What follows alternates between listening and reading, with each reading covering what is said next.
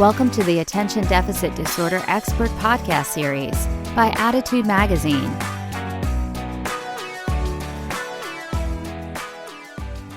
Welcome. My name is Annie Rogers, and on behalf of the Attitude team, I'd like to thank you for joining today's ADHD Experts presentation titled How Emotional Dysregulation and ADHD Transform Teen Relationships from Messes to Minefields. Emotional regulation is central to daily functioning and well-being, but teens with ADHD are twice as likely as their neurotypical peers to struggle with emotional dysregulation. In fact, emotional dysregulation is known to decrease quality of life for teens with ADHD more than ADHD symptoms alone, a troubling finding in the midst of a teen mental health crisis exacerbated by the pandemic. As teens with ADHD navigate adolescence, from friendships and budding relationships to changing hormones and even appropriate social media use, they need tools to help manage myriad emotional demands, especially in light of today's disorienting and unprecedented anxieties. In today's webinar, we will get a better understanding of emotional dysregulation, its relationship to ADHD, and what caregivers can do to help improve coping skills in teens. Leading today's presentation is Dr. Ellen B. Littman. Dr. Littman is a clinical psychologist licensed in New York State. She has been involved in the field of attentional disorders for more than 30 years. Dr. Littman focuses on a high IQ adult and adolescent ADHD population. She specializes in identifying and treating complex presentations of ADHD that may be misinterpreted or overlooked. Dr. Littman is co-author of the book Understanding Girls with ADHD, now in its updated second edition and translated into several languages. Before I hand over the microphone to Dr. Littman, I have just a few housekeeping items. Those of you tuned into the live webinar may download the slides now by clicking on the Event Resources section of your webinar screen.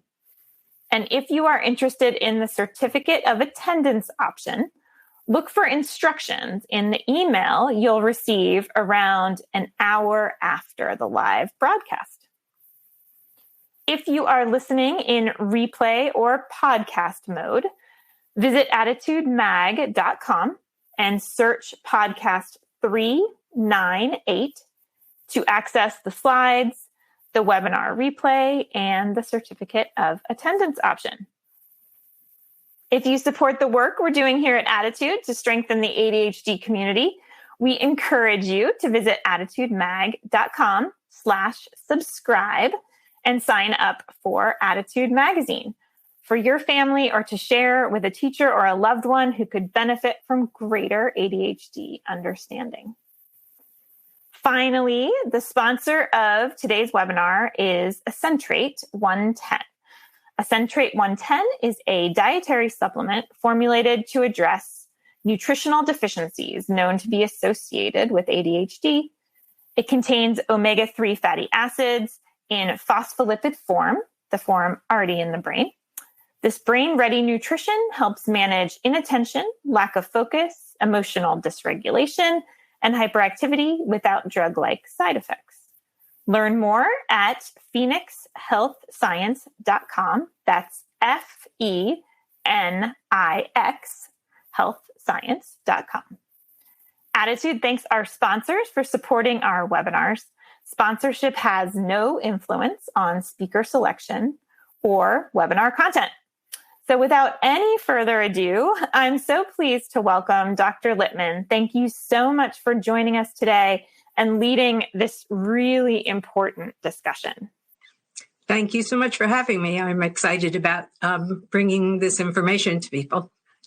So you know that I'm going to be speaking about emotional dysregulation, ADHD, teens, relationships.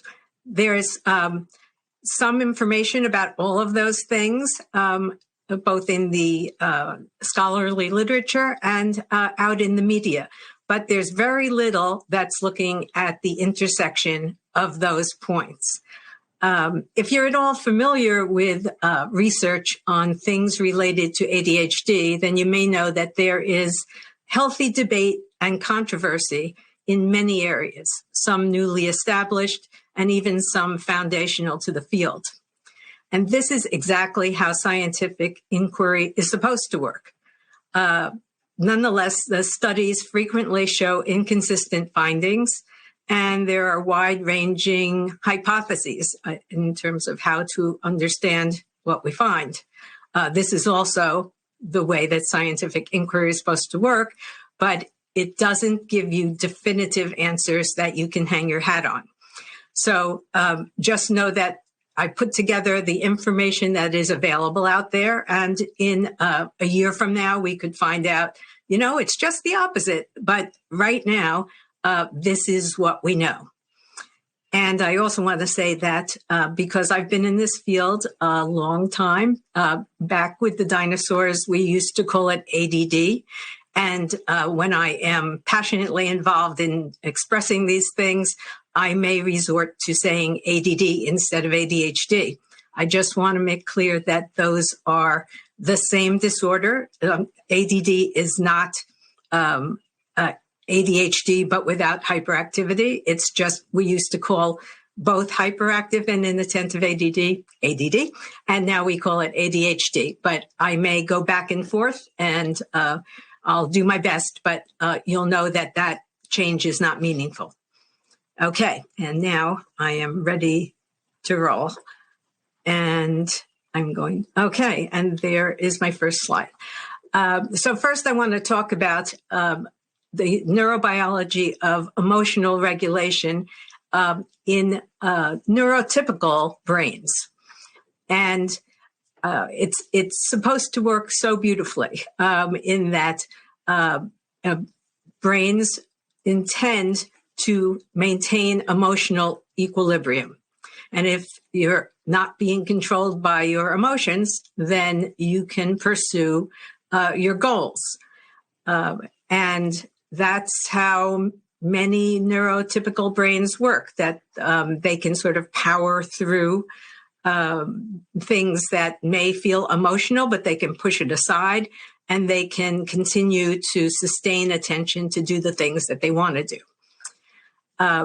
And to maintain that emotional equilibrium, many parts of the brain are involved, but the two main parts are the limbic system, which is led to some extent by the amygdala, and that is in charge of emotional and behavioral responses.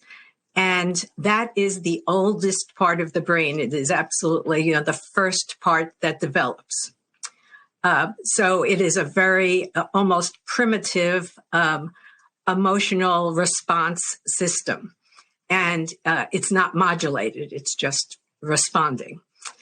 And then to counterbalance it, you have the prefrontal cortex, and that is in charge of cognitive control to try to modulate those emotions. And as the executive functions start kicking in, they use those abilities as well to modulate emotion.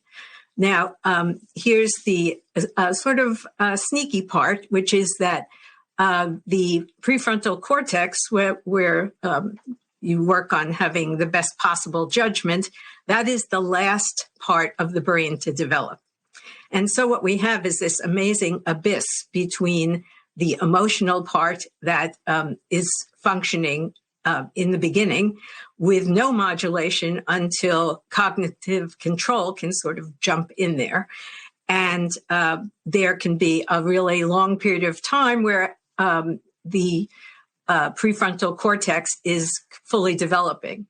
And as research goes on, we find that those abilities are not completely available until the brain, the front prefrontal cortex of the brain is fully myelinized, which is the nerves being coated in a way so that connections can flow freely.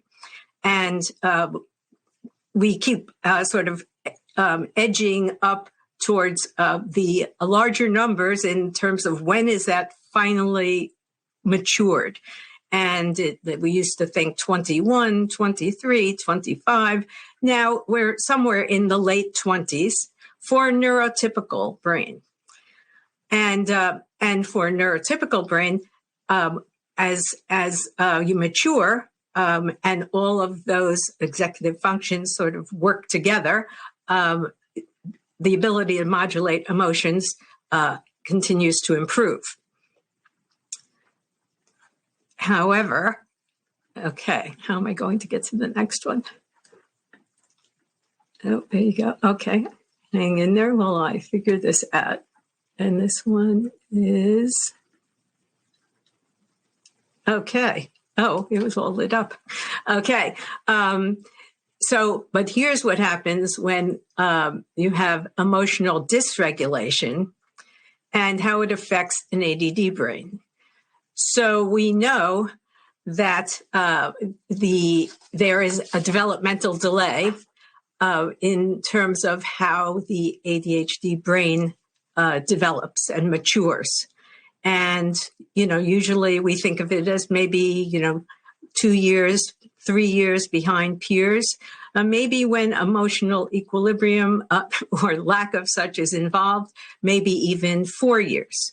So that's an important thing to keep in mind that, in other words, the teens do not have all of those executive functions available to them. They are, while they are developing, they are not yet choreographed so that you can effortlessly have them work together for the goals that you want to pursue. So what happens with emotional dysregulation is that it makes it very difficult to maintain emotional equilibrium because it increases how excited the brain gets in the face of emotion. And probably you've all witnessed a mood going from starting to feel it, and then it is escalated to 1,000% in the blink of an eye. And so you can't really intervene when that happens. Then balancing positive and negative emotions. The reality is that the brain is responding to the intensity of the emotions and how stimulating they are. And if they're intense, they will increase dopamine, whether positive or negative. But it's balancing positive and negative is just going to sort of give a slant one way or another to the mood. And unfortunately, often in the world of ADHD plus emotional dysregulation, it tends towards negative moods. But they can feel overwhelmed by anger, sadness, and even hilarity. I mean, it just feels a little bit out of control to them and to you. And so it's about inhibiting the responses, and that has to do also with a certain amount of impatience and impulsivity. In order to inhibit responses, you have to have a moment to say, whoa, that's too much. Let me tone that down. And that is very difficult to do in the face of emotional dysregulation. And then the other thing is about once it gets up to that 1,000%, how do you get back to the baseline? And one of the ways that emotional dysregulation is measured is how quickly it escalates, and also how quickly it returns to baseline. And in some cases, it takes a really long time, and it gets caught in a sort of inflexible sort of investment in that extreme emotion. And that's where we can get in a lot of trouble. And for teens, teens are also dealing with the fact that they're dealing with puberty and raging hormones, and they are more emotional in general. And then for girls who are just experiencing estrogen in their systems, they have a monthly exacerbation of ADHD symptoms when their estrogen is low. And you just add that to the picture of what they're dealing with. And on top of that, their bodies are maturing physically and sexually, and they're experiencing sensations that they've never experienced, and they're trying to manage them. And those things are things that can't really be explained. I mean, that words will not help them know what to do when they experience these feelings. So I think it's fair to say that they're going to be overwhelmed by that experience as well. In addition, they're moving into high school, where there are more academic demands, demands that increase in complexity. They're given projects that are that may long-term projects that they will have to somehow balance over a period of time, which is something they probably are not familiar with. And it is also in the face of decreasing parental scaffolding, I mean, which has been something that has created routine for them and made life more predictable. But when kids get to high school in general, that is an appropriate way for parents to sort of back away slowly and give their children more independence to handle things. And again, that is probably more the case in neurotypical brains. And I think that ADHD teens probably need more support for longer than you would think if you were just reading about a neurotypical brain. So those are all things to take into account in terms of what the teens are trying to manage. And the goal is really so that they can manage their emotions rather than their emotions dictating to them what their behavior should be. And that is the tightrope that they walk with ADHD and emotional dysregulation. Okay, and I'm working on getting to the next one. And there it is. Okay, so what does it look like when there's emotional dysregulation in teens with ADHD? So as we were discussing, in the neurotypical brains, the limbic system and the prefrontal cortex work together to create a balance. But in the world of ADHD, those two parts of the brain actually are competing for dominance. And basically, you want the cortex to win in this competition because that helps the judgment and inhibition and give more control over the emotional life. But actually, the limbic system and the amygdala are very powerful. And so emotional impulsivity, which is typical of ADHD, and I think probably everyone is familiar with low frustration tolerance and quick to anger, irritable, excitable, defensive. Those are things that most people see at some point with all those with ADHD. And emotional dysregulation increases the intensity and the unpredictability. So it is more chaotic. there's outbursts, there's refusals to cooperate, verbal aggression, physical aggression, mood volatility, swearing, shutting down. So they are unable to really consistently inhibit their responses. And so things may appear or are socially inappropriate. And this disturbs parents on many levels. And it's important to remember that they are not choosing to be inappropriate, even if that may be embarrassing to them and to you. But it is an out of control experience for them.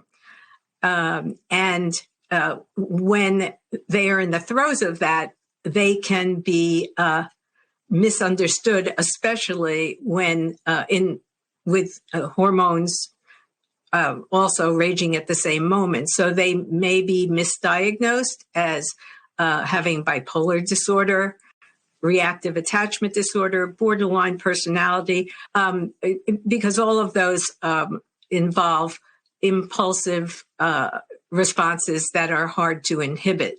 And there are other possibilities too, but the point is that it's a important differential diagnosis that not everyone will know how to make. And other ways that it can express itself is even in terms of responding to the emotions, whether it's ranging from disordered impulsive eating to try to calm themselves with carbohydrates, which will increase serotonin, or substance use, whether it is tobacco, which increases focus for some, or to just tone down the intensity, whether it's going to be alcohol or drugs. They're trying to manage what's going on in their brains. And when it feels very out of control, there can also be self-harm thoughts, because they can be impulsive in responding to what might be a negative input from somewhere in their environment. And the other thing that we find in addition to self-harm is also high-risk sexual behaviors, which are also impulse-based. And in the absence of being able to think first, those behaviors can get people in a lot of trouble, and we'll talk more about that. But in general, either they're choosing relationships that may be high stimulation, which often can be interpreted as high conflict. And if they're not, the emotional dysregulation will take those relationships and take the messy part and make it into a minefield. So it's even harder to negotiate. Okay.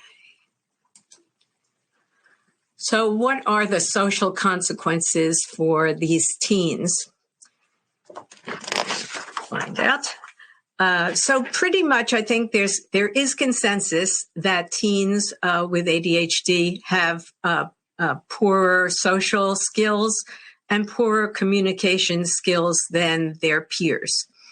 They are generally less responsive, especially to parents, more avoidant of dealing with difficult things, can be more hostile if you want them to stop doing something that they want to do, and they are more compromised in being able to manage their own feelings, especially if there is a comorbid oppositional defiant disorder or a conduct disorder, which is one of the things that I think when people have emotional dysregulation in mind, that may be what they're picturing. And while that is certainly a major component of emotional dysregulation. There are many other looks to it that we'll talk about as well.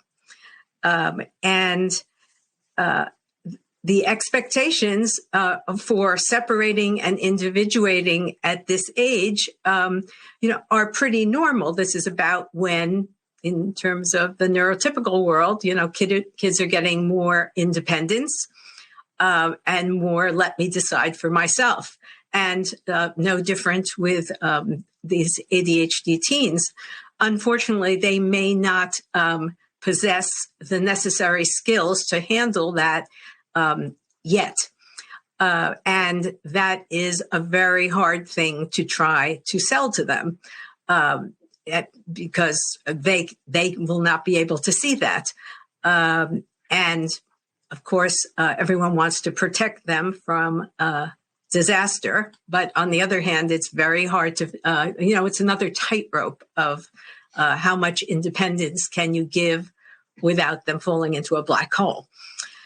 And they often perceive criticism or rejection, and that can provoke verbal expressions of frustration and even physical expressions. And we're finding out that actually peer rejection is more triggering when emotional dysregulation is present than either the impact of hyperactivity and impulsivity, which we have in general thought as the things that can derail relationships. But peer rejection is huge for this particular group.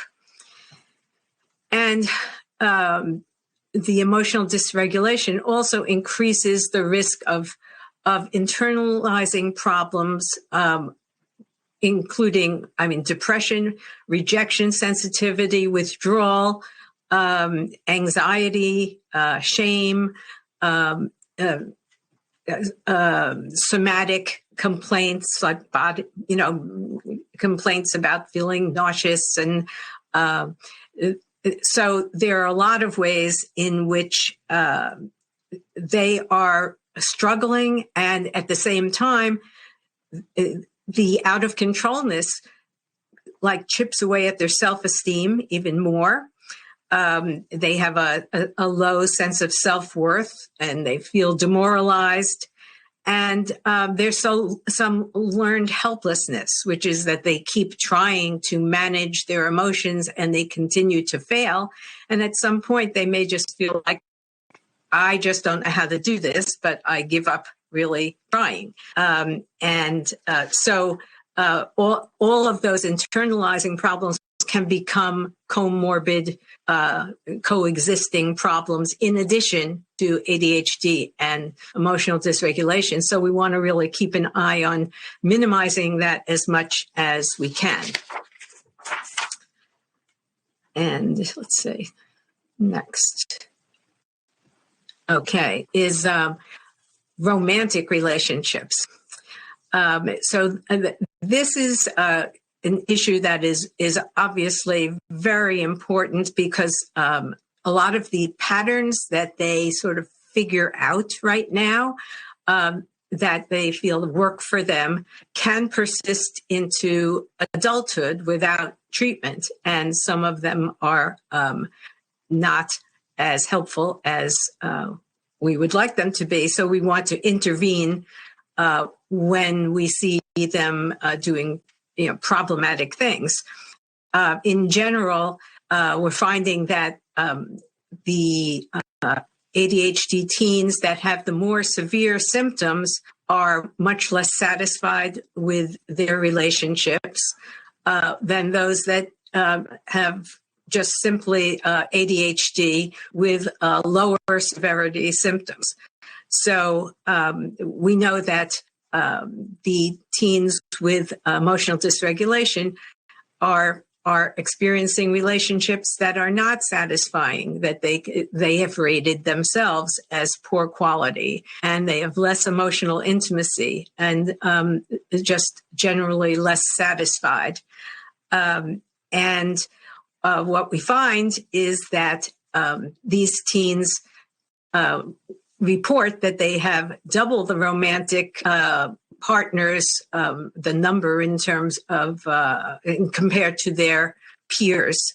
And they may overestimate that, and they may misread friendships as being romantic relationships, or they may be also counting romantic interests, even if it is not yet or is not going to be a mutual relationship. So it's hard to measure a lot of these things, and that's one of the reasons that they haven't been studied as much, because these are very hard concepts to measure. Every one of these things exists on a continuum. It's not yes or no. It's how much of this happens. And it is very hard to, find a way to operationalize those ideas with numbers. So we're talking about trends, really. And so the end is that in addition to having more romantic partners, generally the relationships are shorter. They start dating earlier. They have intercourse earlier. They have more casual sex, and they very much report having more unprotected sex. But interestingly, in terms of their relationships, they don't report more aggression than their peers' relationships, and that's certainly good news. Many teens, especially early teens, tend to sort of go with a gaggle of friends, and that those are sort of the initial friends moving into romantic relationships. So, that they're involved in group experiences. And this is one of the areas that these teens are different, where neurotypical teens at 86%, they're saying, report that most of their interactions with their romantic interest peers would be in a group situation. It's only 12% with our group here. So that's a very big difference, and it may have to do with the fact that they have fewer friends in general. They may not have a large group of friends. Girls particularly have been shown to be more dependent on a romantic partner for support than friends, because they have fewer friends and fewer friends with whom they share emotional intimacy. And there's a greater likelihood of them developing this negative conflict resolution style. And so in the face of out of control emotions, first they may just try withdrawing if they don't have a way of inhibiting their responses. Then they'll try just complying with what they think is expected of them. But neither of those things really work. And then ultimately, it sort of explodes into a conflict engagement. And so it's basically, trying to hide and pretend for as long as they can. But then once it gets to the conflict level, they don't have a lot of skills to deal with that. And it's understandable that then there's greatly diminished satisfaction, while they experience or describe some satisfaction when they're complying. But obviously, compliance is not being their authentic selves, and we want them to be their authentic selves. So it's pretty complicated to navigate all of those issues. Next, in what way does emotional dysregulation affect the relationship with social media? So obviously the pandemic has had a major impact on this. And this is sort of a moment in time where they have been deprived of relationships for a couple of years in person. And as a result, social media has become a central force in most teen relationships. And in general, that has been helpful for many. I mean, it's a way of maintaining connection with their peers, and especially teens who feel vulnerable and are impulsive and distractible, and prone to compulsive behavior, really have come to over-rely on these online relationships as basically their source of peers interaction. And, that we've moved on from Facebook to Instagram and Finstagram, the fake Instagram, and to Snapchat with the disappearing images, and TikTok. So those are all so new that there is really very little, research that's been done yet. We're still looking at things like Facebook and YouTube. But I can say that the influencers on YouTube, who are young teens themselves in most cases, are especially girls are drawn to them as a source of validation and status in that, they share certain views with these people, and therefore that must in some way say something about them. And so we do find that in general, females are more addicted to the social affiliation in terms of Facebook, Snapchat, and also constant texting, and even online shopping. Whereas, we do find that boys are more involved with video gaming, cyber pornography, online gambling, but they also can be, equally interested in Instagram, and TikTok is for everyone. And they can get involved in a way that they can't really see that things will change in the future. I mean, that what's being reflected back to them from social media is very much what they start internalizing as their identities.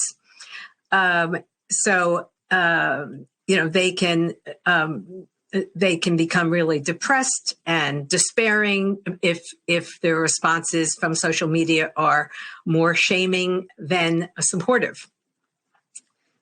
Okay, and next, and then what happens when they are over-relying on the online relationships, and it really becomes addictive. I think that is something that at least I hear in my practice all the time, that is something that is scary to people. And the way that we assess addiction, again, there is no absolute clarity to this, but it's about how severe the addiction is assessed by how much time do they spend doing this, and what is their emotional response? I mean, do they feel more included, or do they feel more rejected? And what is the intensity of the involvement in terms of how obsessed are they with doing that, and difficulty disengaging or refusing to disengage? And to what extent does it create withdrawal from their real-time peers, and from their families, and from other interests, and from their responsibilities and their academics, and then also the fact that they can easily be drawn into situations where there could be sexual manipulation, financial manipulation. There are just all sorts of sites, and that these teens are so desperate for a sense of belonging and a sense of being accepted and understood that they may not be paying attention to the fine details that could get them in trouble. And so that it's really about what the literature is calling salience, which is how preoccupied they are with their social media in terms of using it to modify their moods or change their emotional states. And it's being used as a tool for that reason. So, rather than trying to sort of figure things out themselves, they will basically use social media as a way of seeing if they can feel better. Unfortunately, it increases their exposure to cyberbullying, to being recruited into all sorts of political campaigns, threats from trolls as scams. There's all sorts of things that they don't see it coming. There's a lot of possible ambushes out there, and that true addiction really involves them to the extent that they are at risk for academic failure, social withdrawal, all sorts of behavioral problems, and tremendous family conflict. And one of my focuses here is on the family conflict, because all of these situations really are temporary in their lives, because the good news is that development continues and maturing continues. But the pain between parents and children is something that just people hold on to. It's very hard to forget how painful it is. And we don't want to have people pushing each other away. But it's a struggle for everybody. So let's see the last slide. Oh, and I have to talk really fast, but I'm okay. So here's some of the things that you can do to help. And these may not be the same kinds of things that you read. These are not do this instead of this, but this is important that when you're hearing things that feel disrespectful and rude, it triggers things in parents, and it feels like a personal attack. And one of the most important things to know is that this is not personal. It sounds personal, but it's just uncontrolled emotional explosions, and you are the person who is standing there. And if you can depersonalize it, it's easier to see a struggling teen instead of an attacking teen. And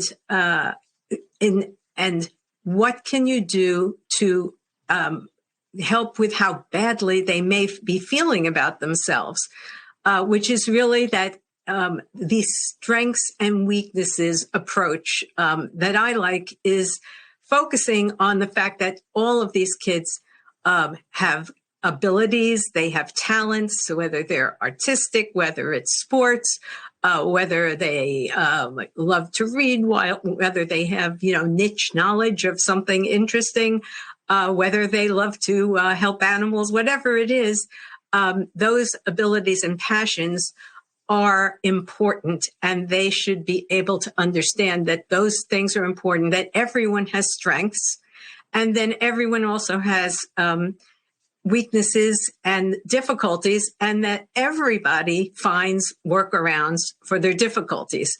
And the way that this can be helpful is that it sort of normalizes their struggles so that they're not like these out of control people, that everybody is trying to find a way to balance, strengths and then, minimize weaknesses, but know that they're there and deal with them. And it doesn't make them different, because feeling different as a teen is one of the worst things that they can feel. And the other thing that is important is downtime. Downtime is essential for parents and for teens to regroup, especially when things are getting heated. It is, impossible for the teens to shut things down. And it may be hard for parents to shut things down, but it's probably going to fall in your lap to do so. And even if it's done in 2 words of like, we need to both just go chill out, and we can reconvene in an hour and try to talk again. But that there should be some agreement, some mutual agreement that we've stopped talking about this, rather than imposing a punishment, because this isn't misbehavior. This is just a brain that is not able to control itself. And what I would say about that, in my takeaways, is, and I say this to everyone, and this is something that people come back to me 20 years later and say, this is the thing that really makes sense. And this is true of everyone. Development is uneven. In other words, there are kids who at age 2 are verbal, and there are kids who don't really make full sentences until they're 5. There are kids who have incredible coordination and sports skills when they're really young, but they have trouble learning to read until they're in 2nd and 3rd grade. It's uneven. They can't be developing everything at the same time, and it is always an unknown what aspects are going to develop first. But you can be sure that it will be uneven. And in order to really move ahead, everything has to sort of work together in a choreographed way. And so many or most parents of teens with ADHD, and especially with ED as well, are feeling like, oh, they'll never be able to do this. They can't do this, and it won't all come together. And believe it or not, it comes together, and you just have to wait it out. And even though it at the moment, everyone just rolls their eyes, ultimately, if you wait it out and you remember that the developmental delay is that they are socially and emotionally behind their peers, maybe by 3 or 4 years in development, then you know that those things have to catch up. And so expecting more from them when they haven't developed those skills is really not fair. And punishing them because they can't do what their peers can do is also unfair, because they can't. It's not that they won't, but they can't.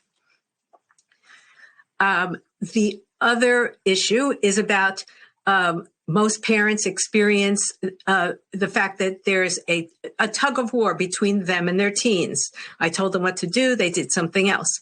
But the reality is that a lot of teens are saying, oh, okay, I should do that. But then their brains actually say, that's boring, I'm not going to do that. Or their brains are too hyper aroused with emotion, and they can't even consider, unloading the dishwasher or doing their homework. And it is really helpful for parents and teens to understand that the struggle is between the teen and their brain. And it actually makes the teen no longer like the bad guy in between. And they understand that it's a negotiation where they will learn how to work with their brains, but that sometimes their goals are not going to be supported by their brains because their brains are looking for high stimulation and more dopamine, and usually doing homework is not the route for that. And finally, the idea of articulating compassion. And this is a difficult situation. ADHD is hard. Being a teen is hard. Relationships are hard.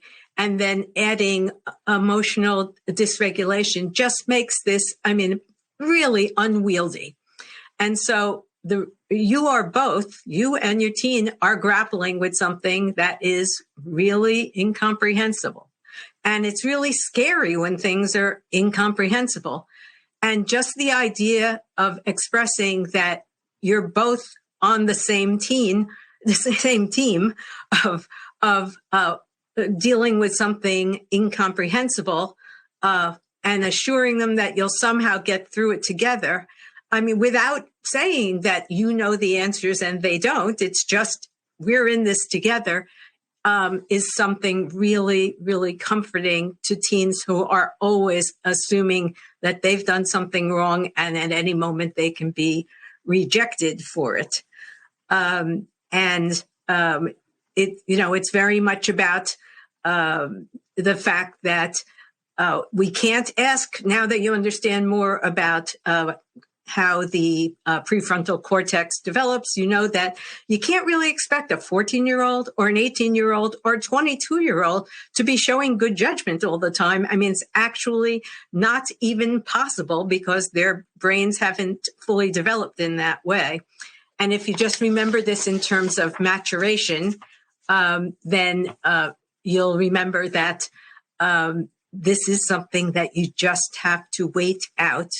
And the best thing that you can do is ask them to explain what's happening, but then understand that you can't really punish them for being honest about all of their impulses and what they've been trying to do to manage them. That it just all has to be done in that context of, I know you're struggling, and that single-handedly will be one of the kindest things that you can do for both of you. And I think we have one more slide in that, as I explained, really the idea of ADHD, emotional dysregulation, teens and relationships, there's very little information out there on that. The information that is out there is primarily produced by Attitude magazine. And so that is great that we have them. And so these articles are things that touch on different aspects of this, not on all of it, but different aspects. So according to what you most need to know, these will possibly give you some more direction. So I thank you for your attention to this, and I'd be happy to answer questions in the time we have. Wonderful. Dr. Littman, thank you so much. Before I launch into the Q&A, a quick thank you to Accentrate 110 as our sponsor of this webinar. One of the most prevalent questions we've received today is a lot of parents saying this information, knowledge is power. They feel like they better understand the root causes. How can they get their teens to listen to this information and to engage in a conversation with them about what's going on with their own emotional dysregulation, so that they feel, perhaps less alone, more empowered? A lot of parents reporting that their teens just will not engage in conversation with them. Right. So you will be pretty shocked that this is going to be my answer. TikTok is going to be my answer. And believe it or not, yes, they certainly have no interest in hearing what their parents have to say. but they do have interest in hearing what peers have to say. And there are quite a handful of resources on TikTok where there are people who are giving evidence-based information in the way that ADHD teen brains need to hear it. I'm trying to remember the name of How to ADHD. That's one of the sites that discusses these things, that you can go through and find what is of interest to them. And it can be between them and, these videos that are on YouTube. There are a number of different sites that will address this. Now, obviously, this is something that you want to check out first. There are some lists out there of reliable sites, but believe it or not, that is one of the ways that they will get information. And in fact, during the pandemic, it was so helpful to people that so many more teens and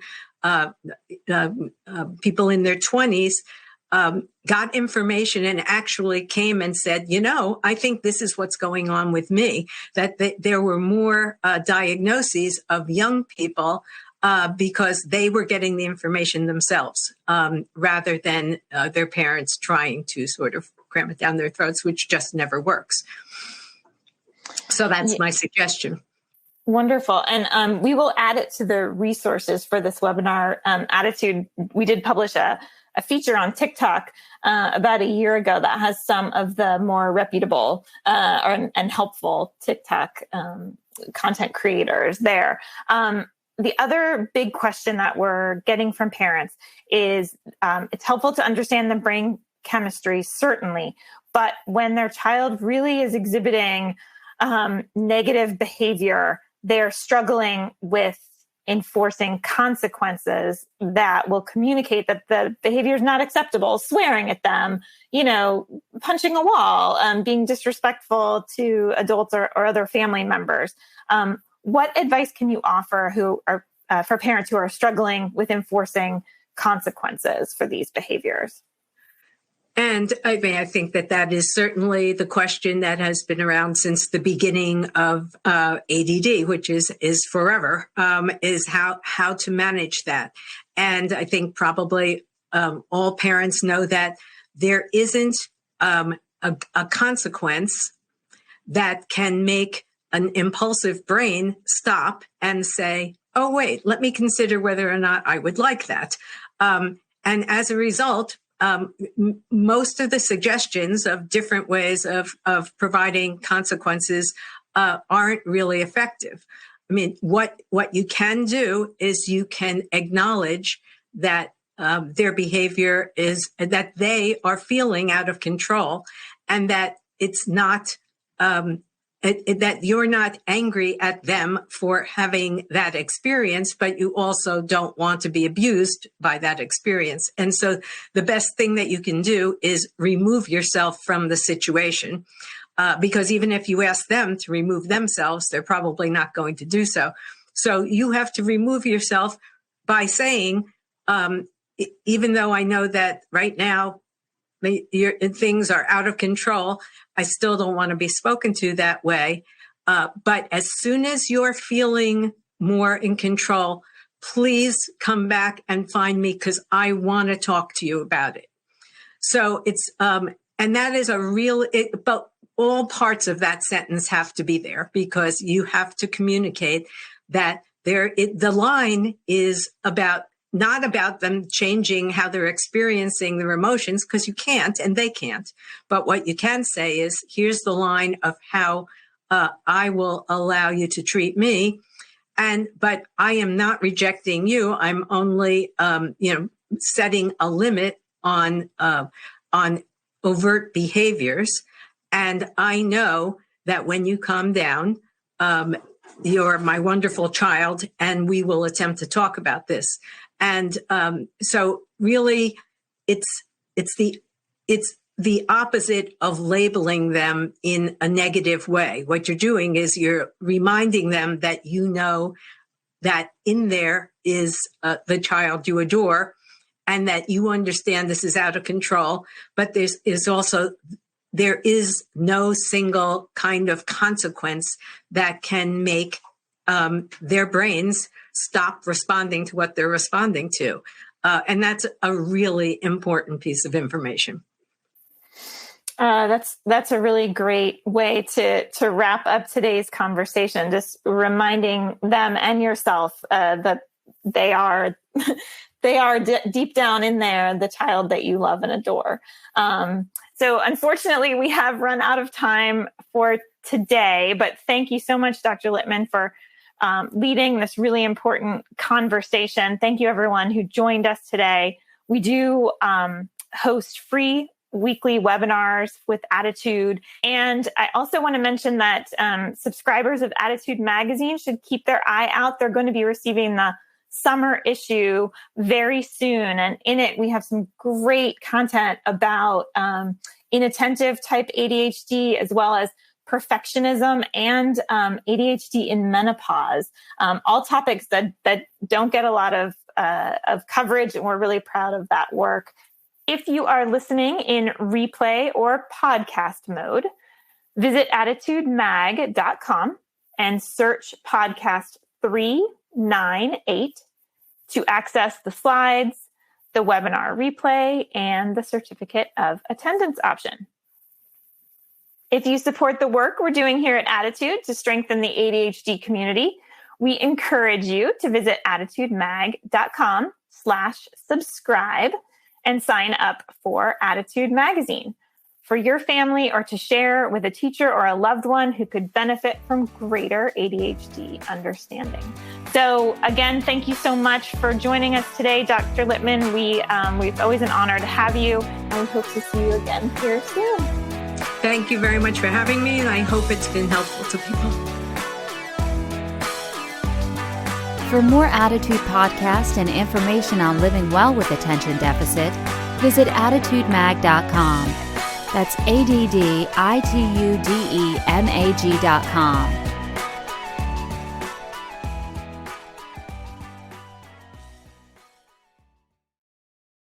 It's time to get down to business with $30 a month business internet. Wow Business offers 99.9% network reliability so that you can keep your business moving. $30 a month gets you 30 megabytes per second with 24/7 US-based support, a price lock guarantee, and a 60-day satisfaction guarantee. Lock in our lowest priced offer for the support you need. Go to switchtowellbusiness.com. Offer for new customers with a 2-year agreement, subject to change. Prices do not include taxes, fees, and equipment charges. Restrictions apply.